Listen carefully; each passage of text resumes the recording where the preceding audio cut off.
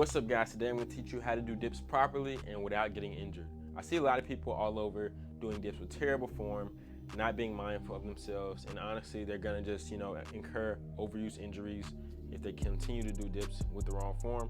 So I want this to be the video to show you guys how to work your way up to dips and even just maintain solid good form as you continue to progress. So let's get right to it. Alright guys, so here I'm using my planche parallel bar. You guys can find a link on Amazon if you guys want to get one for yourself from home. But if not, you guys can just be at a gym or just a calisthenics park and try your own thing, or even a chair. But this is better just for focusing on your chest and your triceps than doing just chair dips, okay?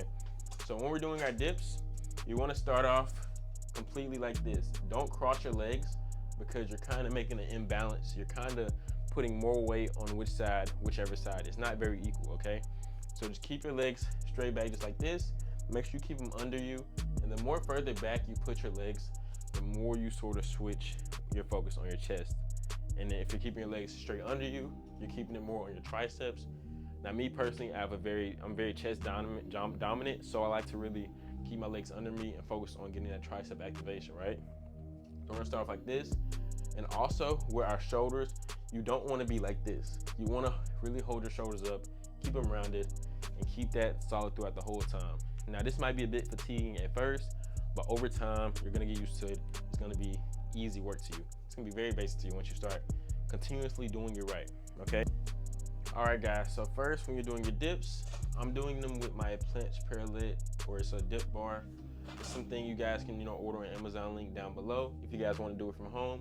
But if you don't have the funds for that, that's okay. You guys can just do it at the gym or any calisthenics park, okay? So when we're starting our dips off, we wanna make sure we have our hands even.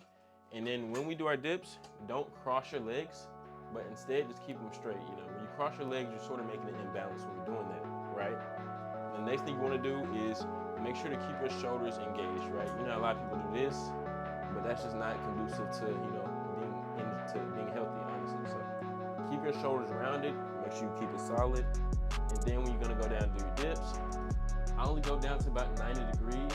I feel like going deeper like this just isn't conducive to health, isn't conducive to gains. Honestly, it just takes away all the pressure from your shoulder and your triceps and puts a lot of pressure on the joints. So really just listen to your body on how low to go.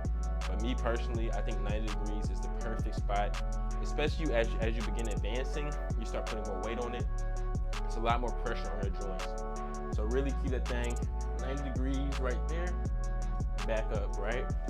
And if you guys want to make it even a little harder, if you don't have any excess weight to do it or any sort of weighted vest, then I would just do like this. I go a little slower, and the slower you go, the more harder any rep is. This is true for about any sort of movement, any exercise. If you're doing a bench press, if you're doing a push-up, you slow the movement down enough, it's gonna be difficult, right? So next thing you guys wanna do, if you wanna work your way up to getting dips, if you can't do a dip yet, if you're not strong enough to do it, is focus on just holding yourself up, right? And keep your legs underneath you. Don't put your butt behind you, but just keep your legs underneath you and just hold yourself. Try to get to like 30 to 60 seconds and get your body used to supporting your own body weight. Like get your arms just used to holding yourself up and acclimating for your body weight, right? And another thing that can also help is just getting leaner. If you're a bit overweight and you can't do a dip, just do 30 minutes of cardio every day. Just go on a 30-minute walk every day. You guys will see benefits and you get to get out and see some sunlight, right? So really just do that and focus on holding yourself up. And then once you can hold yourself up for about 30 seconds, just try to go a slow descent, right? Try to control you going down and then boom, you're on the ground. And just like that, just keep doing that, really getting used to the movement, really mastering the movement. This is how I try to master my movement. And even when I'm in the gym or even from using a weighted vest, I'm really trying to control the movement and get used to the weight. I don't want to just fly through it. I want to really engage myself, keep my shoulders tight, not flaring out my elbows, and just making sure I'm really burning out the muscle, right? So you guys should always be mindful of that and listen to your body every time you train. If your elbow starts feeling a little janky, maybe you might have your elbows flared, or maybe your body is not ready for it yet, right? So slow it down, listen to your body, because you don't want to get injured.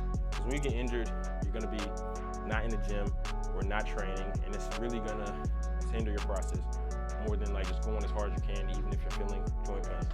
All right, guys, so when you're really trying to engage yourself, take your time, slow it down, and make sure that you're feeling this in your triceps, your chest, and you also feel a little shoulder activation. But me personally, I do these big for my triceps, and my chest is pretty big naturally, so I try to really focus on my mind muscle connection on my tricep.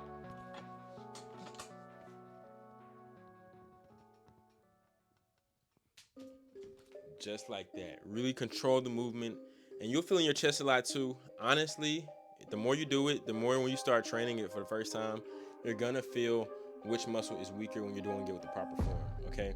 So you're gonna wanna keep your legs completely underneath you and control the movement while you're doing it. I'm telling you guys, it's one of the best movements that you should start implementing. And let me know if you guys want more videos like this. I just wanna show you guys basic how-tos on how to get better at the basic calisthenic movements, and then I'll show you guys more advanced as we go. So that's the end of the video, guys. I hope you enjoyed it, and I'll see you next time.